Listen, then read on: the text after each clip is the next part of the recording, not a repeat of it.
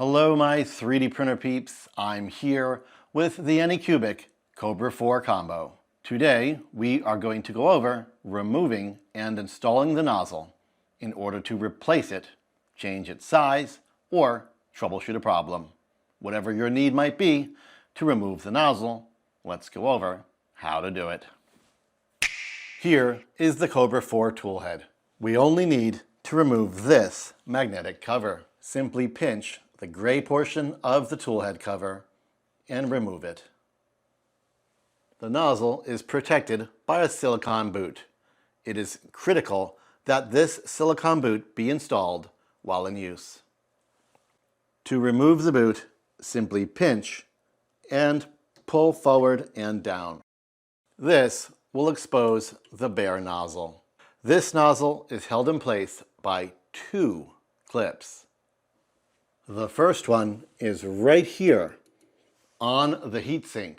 The Kobra 4's heatsink is actually in two parts, allowing you to open this clip right here by simply lifting it up and moving it aside, and then opening just this small section of the heatsink.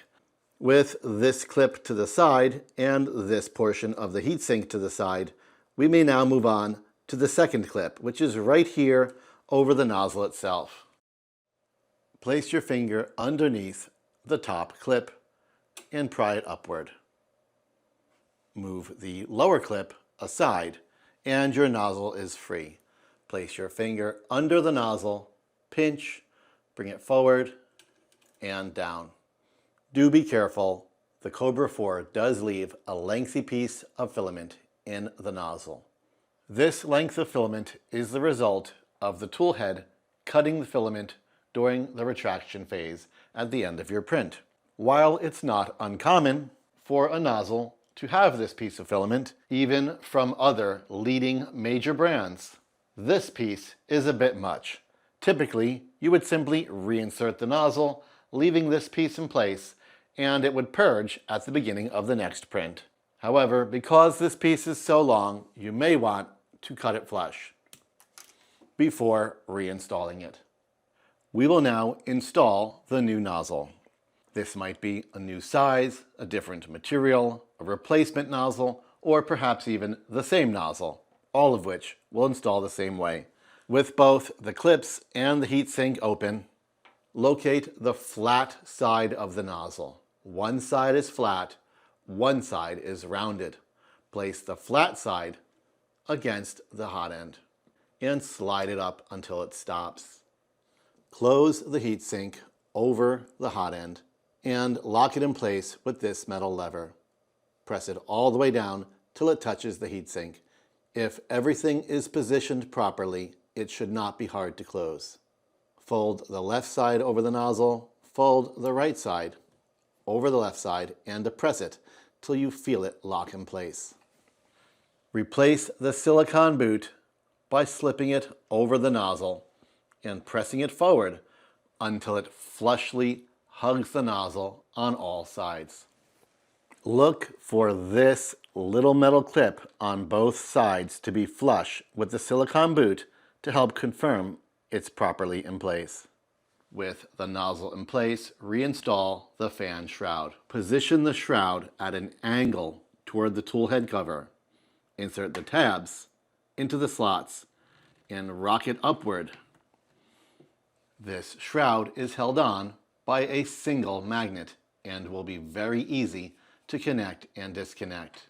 You will not feel any strong clipping, snapping, or locking into place. If this is a replacement nozzle, you are done. However, if this is a different nozzle, we need to tell the printer in the firmware. Here on the screen, touch the hamburger, touch nozzle settings, choose the nozzle you've installed from this list. I have installed the same nozzle, a hardened steel 0.4. I will be sure that nozzle is selected and press the check button. Now that your printer knows the kind of nozzle installed, we'll need to select it in the slicer.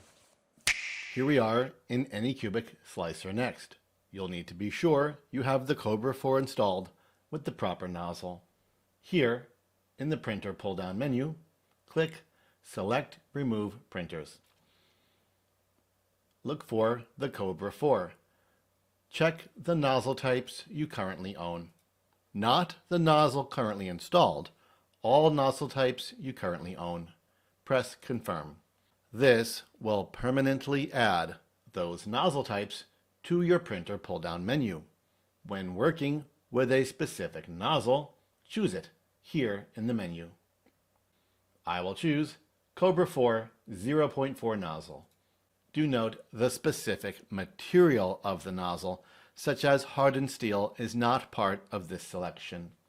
With this nozzle chosen, the appropriate available layer heights will become available here in the process pull-down. Choose the layer height you wish to work with, and off you go. With the nozzle selected in the slicer and the printer, you're ready to go. I'm Mr. Greg, and you're on 3D Rundown.